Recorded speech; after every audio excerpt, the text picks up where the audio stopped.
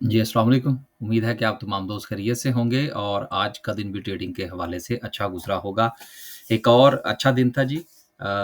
Market जो है वो लगातार दूसरा दिन है आज कि अच्छा परफ़ॉर्म कर रही है। मार्केट ने बाउंस बैक किया है, तो उम्मीद है कि आपके पोर्टफ़ोलियो में भी कुछ वो क्या कहते हैं जी हरियाली छाई होगी।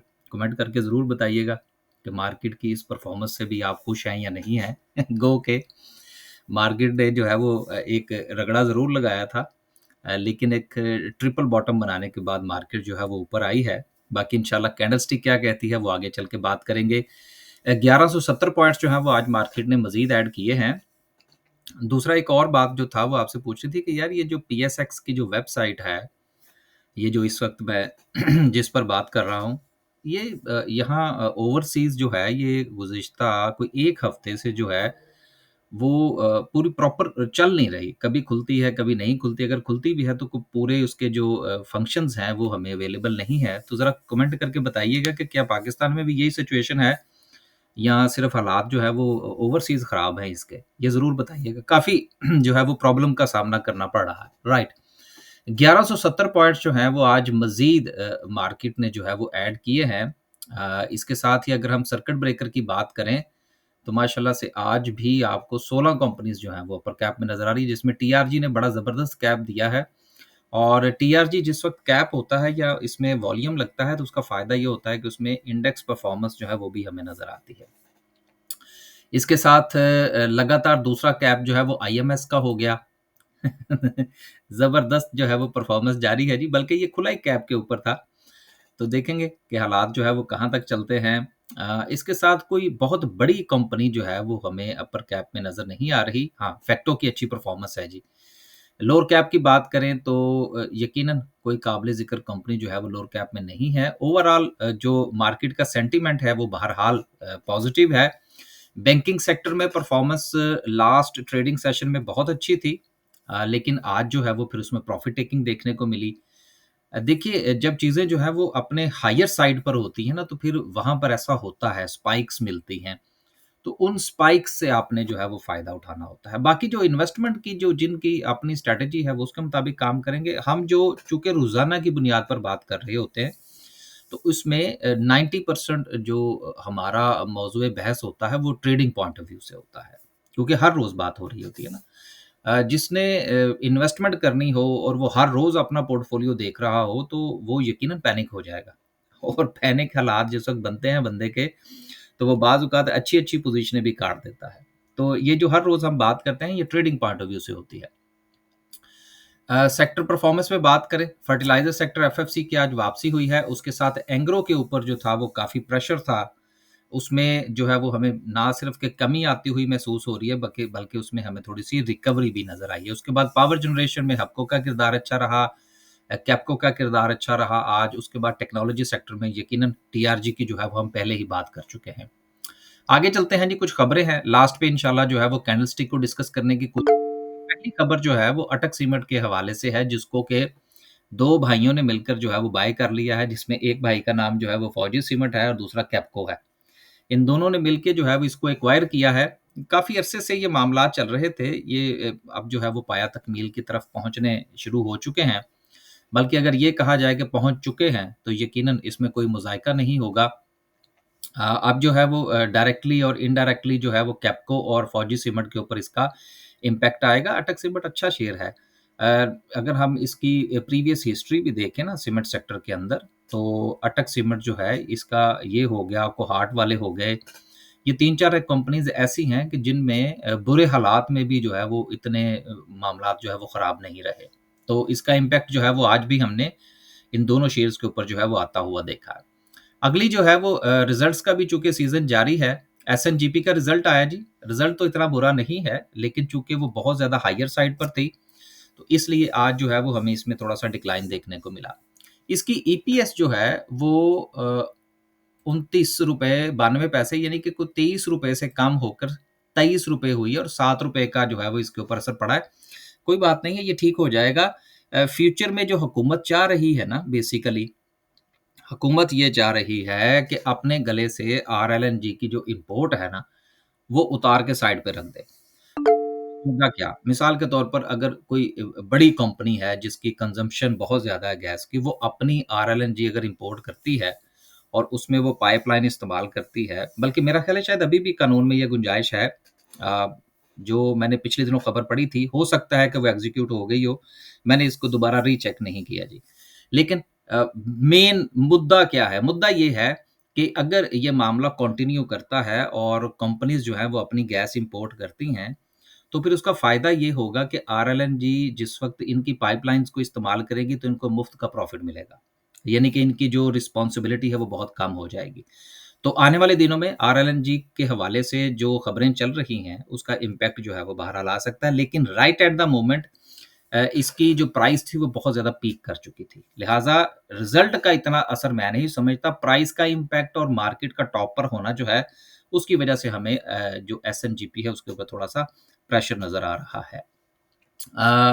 आगे चलते हैं जी और अगला जो है वो स्टील सेक्टर के हवाले से है जिसमें सीसीपी जो है वो उसकी नज़र इस पर है कि नेशनल स्टील पॉलिसी जो है उसको उसके मामले पर बात की जाए। देखिए मसला क्या है, स्टील सेक्टर जो है ना ये हमारा एक बहुत बड़ा सेक्टर है और इस सेक्टर के हवाले से चूँकि हमारा जो जिस वक़्त हमने जो हमारा केपीके है वहाँ पर जो एजेंसीज़ और दीगर इलाके थे, वहाँ पर हमने दी थी टैक्स की छूट। अब वो बार-बार बजट के अंदर ये बात तो होती है कि जी वो छूट जो है वो हमने ख़त्म कर दी है और पूरे मुल्क के अंदर जो है वो यकसा टैक्स जो है वो हमने नाफ़िज़ कर दिया है। लेकिन अभी भी मामलात जो है वो पूरी तरीके से इम्प्लीमेंट नहीं हो रहे, जिसकी वजह से स्टील सेक्टर जो है वो सफ़र कर रहा है।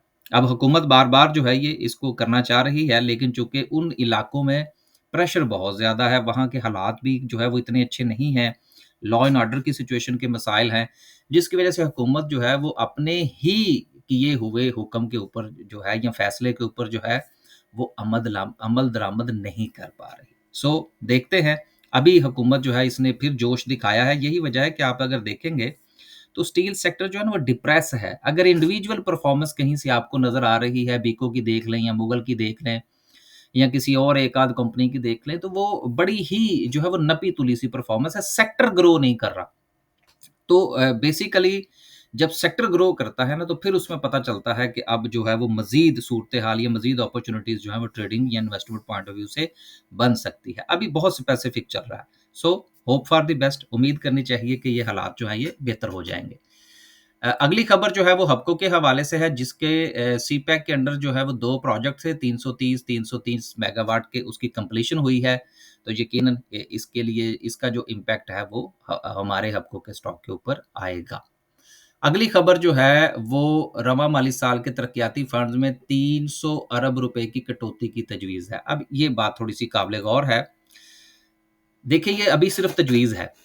इसके ऊपर अमल दरामद होता हुआ मैं नहीं देख रहा, क्योंकि 300 अरब जो है is just like a peanut. ये कोई इतना बड़ा फ़िगर नहीं है कि इसको काटने से जो है वो हमारे हालात बहुत बेहतर हो जाएँगे।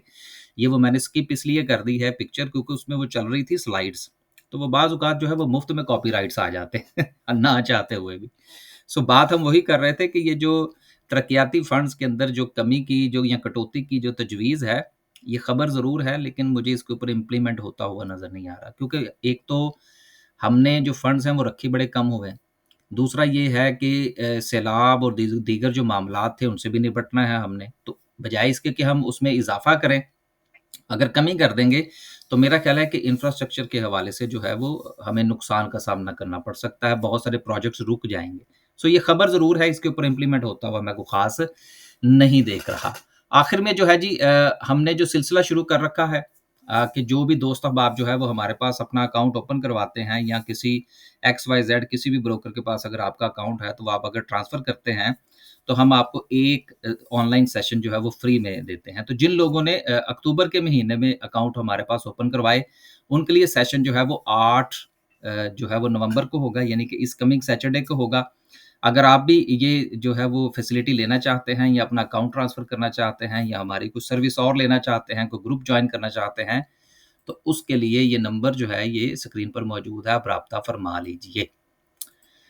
तो ये नंबर जो है ये मैं ज़रा थोड़ा-सा गुज़ारिश कर दूँ कि इसी के ऊपर अगर आप मैसेज करेंगे तो आपको रिप्लाई ज़रा जल्दी मिल जाएगा। दूसरे नंबर्स पर अगर आप राब्ता करेंगे तो हो सकता है कि आपको जवाब या तो बहुत लेट मिले या फिर मिले नहीं। लास्ट में डिस्कस करते हैं जी आज की कैंडल को। कैंडल को डिस्कस करने से पहले मैं कमेंट्स पढ़ रहा था। कभी-कभी वीकेंड पे टाइम मिलता है तो कमेंट पढ़ते हैं। तो उसमें एक कमेंट बड़ा ज़बरदस्त लिखा हुआ था किसी ने। उसने कहा जी आपकी वीडियो का हमें एक फ़ायदा और एक नुकसान है। तो उसमें साथ में लिखा हुआ था जी फ़ायदा ये है कि यूट्यूब के ऊपर जो भरमार पड़ी होती थी ना, कि मार्केट जैसे ही थोड़ा-सा ऊपर चलती थी, कोई 1.80, कोई 1.90, कोई 1.75 इस किस्म के जो टारगेट्स मिलते थे, उसमें बड़ी कमी वाक़या हो गई। अब वो नहीं मिलते। और नुकसान ये हुआ है कि 3 या 6 महीने के लिए अब हमें इन्वेस्टमेंट जो है वो प्लान्स अवेलेबल नहीं है। अब मुझे नहीं पता कि वो क्या सिलसिला है, लेकिन वो कमेंट पढ़ के मुझे बड़ा मज़ा आया। तो मैंने सोचा था कि ये वीडियो के अंदर जो है वो आपके साथ शेयर करेंगे। कमेंट आपके मैं कभी-कभी पढ़ता ज़रूर हूँ। ख़ासकर वीकेंड पे मेरी कोशिश होती है कि मैं सारे पिछले कमेंट पढूँ और उनमें अगर कोई चीज़ हो तो वो फिर आपके साथ जो है वो डिस्कस की जाए। राइट, वापस आते हैं जी। हमारा जो है वो गपशप का सिलसिला तो जारी रहता है।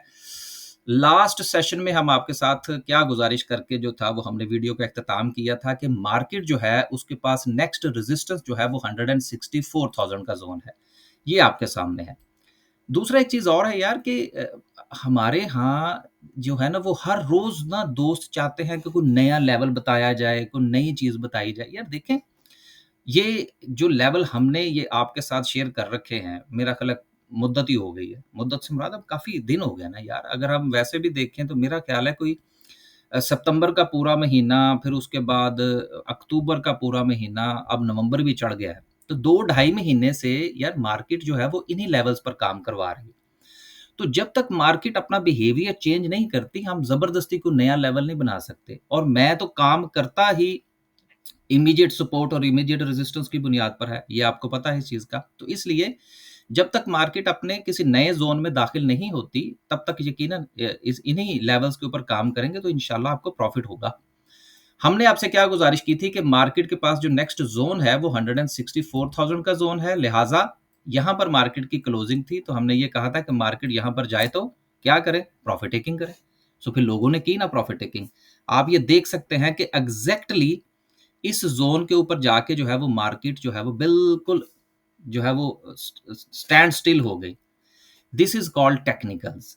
ये हमारे यहाँ अक्सर दोस्त अहबाब कहते हैं जी पाकिस्तान स्टॉक मार्केट में टेक्निकल्स काम नहीं करते।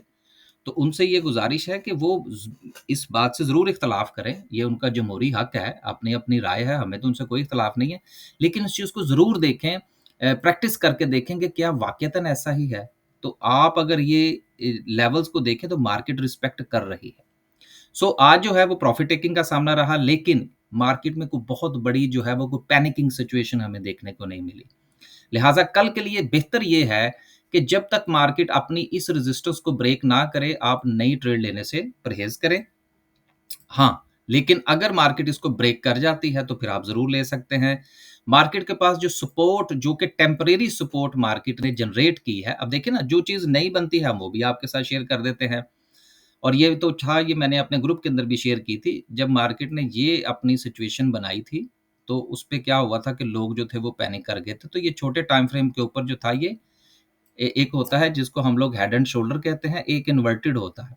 तो ये जो था ये इन्वर्टेड था, तो इसमें फिर हमने इसमें बाउंस बैक देखा। तो अब इस वक़्त जो है यही मार्केट की सपोर्ट बन सकता है टेम्परेरीली बेसिस पर। मेन सपोर्ट मार्केट की अगेन 159,000 ही रहेगी, राइट? सो कल नई ट्रेड लेने के लिए या तो ये वाली ब्रेक करे तो ज़रूर लीजिए, या फिर मार्केट जो है वो दोबारा अपने इस ज़ोन की तरफ जो है वो आ सकती है, क्योंकि मार्केट जो है वो इस वक़्त एक बहुत बड़ा प्रेशर लेने के बाद जो है वो वापस आई है। मार्केट को ऊपर जाने में काफ़ी मुश्किलात का सामना करना पड़ेगा, लेकिन इस वक़्त छोटे टाइम फ्रेम के ऊपर मार्केट का जो सेंटिमेंट है, वो पूरी तरह से पॉज़िटिव है। ये ज़रूर समझा करें कि बात जो है वो बड़े टाइम फ्रेम पे हो रही है, छोटे टाइम फ्रेम पे हो रही है। ट्रेंड बड़ा है, छोटा है, हर रोज़ डिस्कस हो रहा है, तो ये छोटे टाइम फ्रेम के ऊपर हम गुफ्तगू कर रहे होते हैं। अगर आपने देखना है कि बड़े टाइम फ्रेम की क्या सिचुएशन है, तो वो आप हमारी जो है वो जुमेरात वाले दिन की वीडियो जाके देख लीजिए। उसमें हमने बड़ी तफ़सील के साथ आपको छोटे और बड़े टाइम फ्रेम दोनों के ऊपर जो है, वो तमाम जो लेवल्स थे वो डिस्कस कर रखे हैं। बस जी खुश रहें, आबाद रहें, अपने पोर्टफ़ोलियो का ख़्याल रखें। स्टॉक मार्केट में पैनिक नहीं होना आपने, ये चीज़ ज़हन में रख लीजिए। आपने अक्सर देखा होगा मार्केट 4000 पॉइंट्स माइनस में भी हो, हम हँसते रहते हैं। हम जो है वो पैनिक नहीं होते। अगर आप पैनिक कर जाएँगे, सो इसका मतलब ये है या परेशानी का शिकार हो जाएँगे तो इसका मतलब ये है कि ये स्टॉक मार्केट का काम आपके लिए नहीं है, आपकी सेहत खराब करेगा। उम्मीद है कि आप अपनी सेहत का भी ख्याल रखेंगे। इजाज़त दीजिए। अल्लाह हाफ़िज़।